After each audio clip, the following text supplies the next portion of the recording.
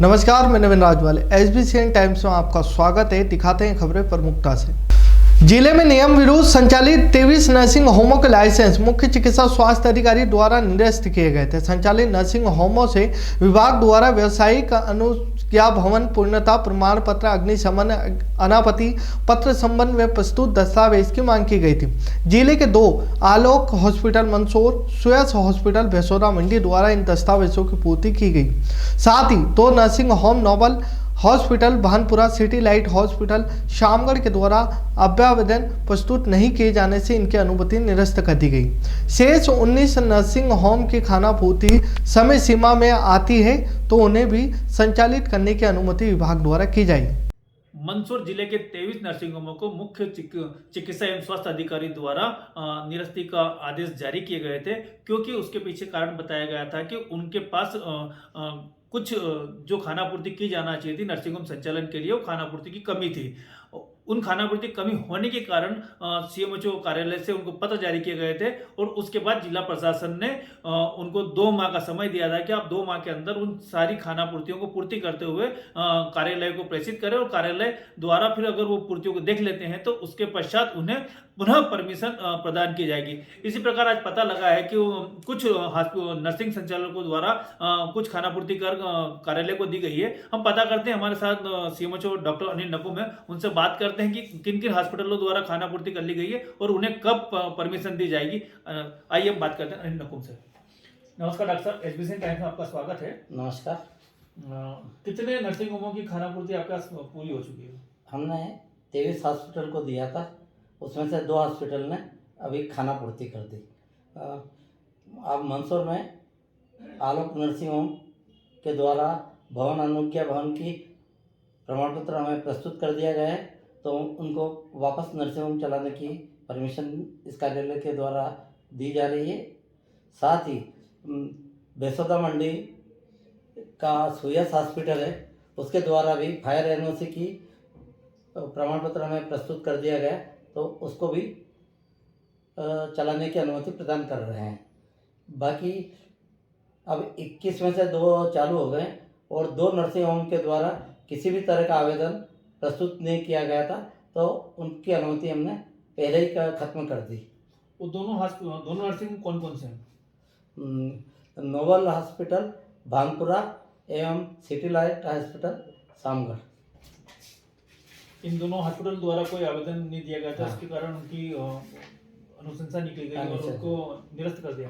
हाँ, जिस प्रकार से बताया जा रहा है, डॉक्टर नकुम ने बताया कि इन 2 नर्सिंग होम द्वारा किसी प्रकार का आवेदन नहीं किया गया, उनको अब नर्सिंग होम संचालन करने की उनको परमिशन नहीं दी गई है, उनके लाइसेंस निरस्त कर दिए गए हैं। चूंकि 21 हॉस्पिटल बचे थे जिसमें से 2 ही हट चुके हैं, बाकी 18 नर्सिंग होम जो हैं वो संचालित होना है उनकी। अब पता करते हैं कि क्या वो वापस 18 जो बचे हैं वो लोग वापस आपके लिए कोई ला रहे हैं? यदि 18 लोग दी गई समय सीमा में सारी कमियां पूर्ण करके ले आएंगे, जो नगर पालिका से इनको भवन अनुज्ञा प्रमाण पत्र और फायर NOC उज्जैन से लानी है, यदि वो ले आएंगे तो वापस से ये नर्सिंग होम चालू हो जाएंगे। मंदसौर जिले में धर्म परिवर्तन का सिलसिला जारी है। बीते 7 महीने से छठा धर्म परिवर्तन का मामला सामने आया है। धर्म परिवर्तन को घर वापसी का नाम दिया जा रहा है। बता दें कि सोमवार दोपहर को गायत्री शक्तिपीठ में अफसर मंसूरी द्वारा इस्लाम त्याग कर वैदिक विधि विधान से सनातन धर्म को अपनाया गया। इसके बाद अफसर का नया नाम कृष्णा सनातनी हो गया। ज्ञात रहे कि अफसर मंसूरी जिला मंदसौर के ग्राम कचनारा का निवासी है और वर्तमान में क्यामपुरा में निवास कर रहा है। सनातन धर्म अपनाने के बाद कृष्णा सनातनी ने बताया कि उसे 6 वर्ष की उम्र से ही सनातन धर्म में रुचि थी। वह मंगलवार का उपवास रखता था, पूजा पद्धति में रुचि रखता था, जिसके चलते उसे सनातन धर्म बहुत अच्छा लगता था। सनातन धर्म में आने का प्रयास निरंतर जारी था, लेकिन उसे रास्ता नहीं मिल पा रहा था। जब उसकी मुलाकात चैतन्य सनातनी से हुई तो उसने अपने मन की पीड़ा उनके सामने जाहिर की और सनातन धर्म को अग्निकार की करने की बात कही। चैतन्य सनातनी द्वारा आज इनका गायत्री शक्तिपीठ में धर्म परिवर्तन वैदिक विधान के साथ किया गया। पहले क्या है कि रास्ता नहीं मिल रहा था मेरे को कि धर्म परिवर्तन किस तरह से किस जरिए किया जाए, तो फिर क्या है कि उस सर से मुलाकात हुई। मैं बहुत परेशान, सर ने बोला क्या तकलीफ़ है, मैंने कहा ऐसे ऐसे तकलीफ़ है, फिर ठीक है, मैं आपको प्रक्रिया बताता हूँ। सर को कोर्ट में मैं जाके फिर मिला, इनसे चर्चा करी, फिर उन्होंने मेरे को आगे प्रक्रिया जानकारी दी कि इस तरह से हो जाएगा। अब कैसा लग रहा है आपको? मेरे को बहुत सुकून मिल रहा है, अच्छा आप लगता पहले है। मंदिर गए कभी आप? जी, बचपन 6 साल से उम्र में मंदिर में मैं यहाँ जाता था, उपवास करता, मंगलवार को उपवास रखता हूँ मैं। कि सनातन अंगीकार करें, लेकिन कोई इनको साथ देने वाला नहीं मिल रहा था। इन्होंने फिर मेरे बारे में सुना, कुछ लोगों से ये मिले और उन लोगों ने मुझसे इनको मिलवाया। उसके बाद पूरी प्रक्रिया मैंने इनको समझाई है और आज पूरे वैदिक विधि विधान से पूरे इनके संस्कार हुए हैं। कहाँ रहते थे? ये मंदसौर जिले में ही रहते के निवासी हैं। अभी तक कितने हो चुके हैं? मंदसौर में 6ठी घर वापसी है मेरे माध्यम से। आगे भी उम्मीद है?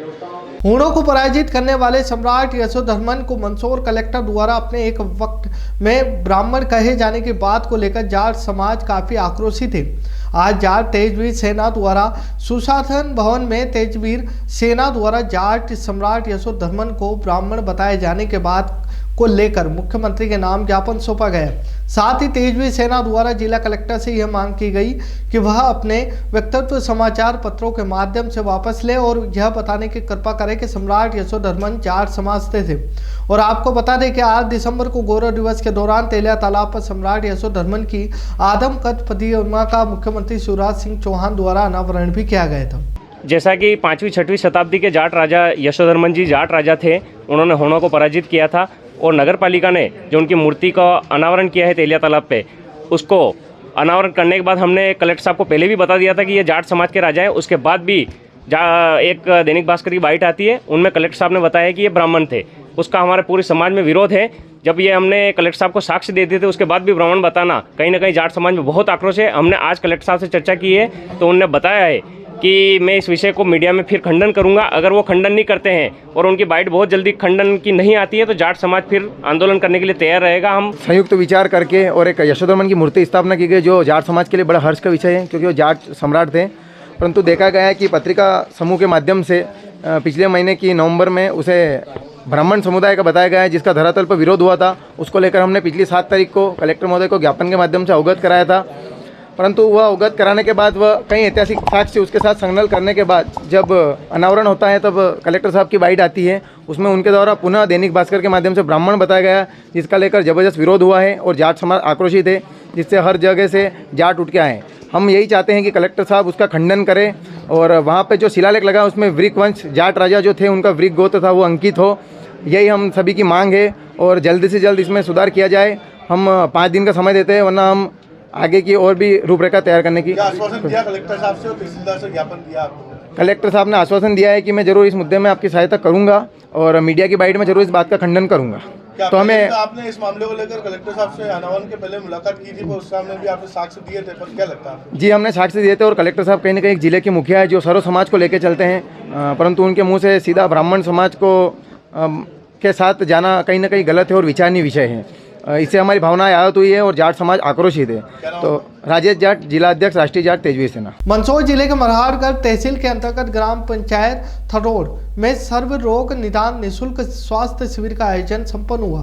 कार्यक्रम आशीष हेल्थ क्लिनिक के डॉक्टर आशीष खिमेसरा व सामाजिक संस्था एडवांस इंफॉर्मेशन सोसाइटी व उप सरपंच श्री संजय सिंह चुनावड़ा द्वारा कार्यक्रम आयोजित किया गया था।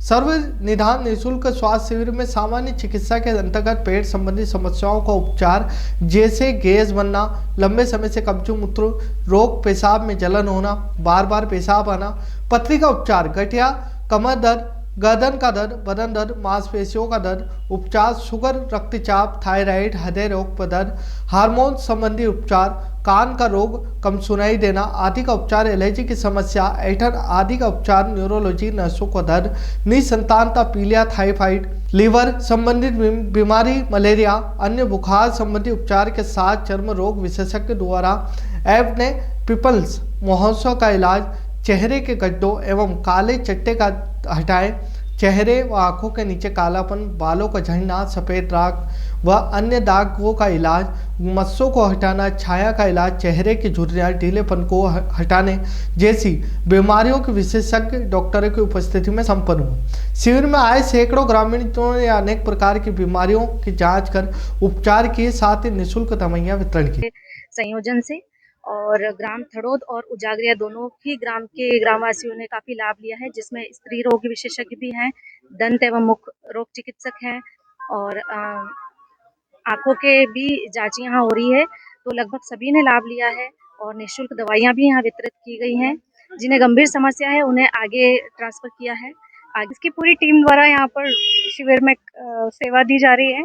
HIV जांच, निःशुल्क आंखों का परीक्षण, दंत रोग विशेषज्ञ के लिए यहाँ डॉक्टर आए हुए हैं, स्त्री रोग विशेषज्ञ के लिए अलग से मैम आए हुए हैं यहाँ पर, नेहा मेहरा मैम, और लोगों में काफी उत्साह है। अभी तक 200 लोगों ने आज इस कार्यक्रम में अध्यक्षता के लिए red cross chairman Pritesh Chawla ji, नगर पालिका की वर्तमान उपाध्यक्ष श्री नर्मदा चावला जी और विशेष अतिथि के रूप में दिलीप जी गुप्ता, संस्थापक अपने संकल्पित, और मंडल अध्यक्ष जी सामान सिंह जी शक्तावत जी, और अपना पंजीयन करवाया है और यहाँ पर उपचार लिया है।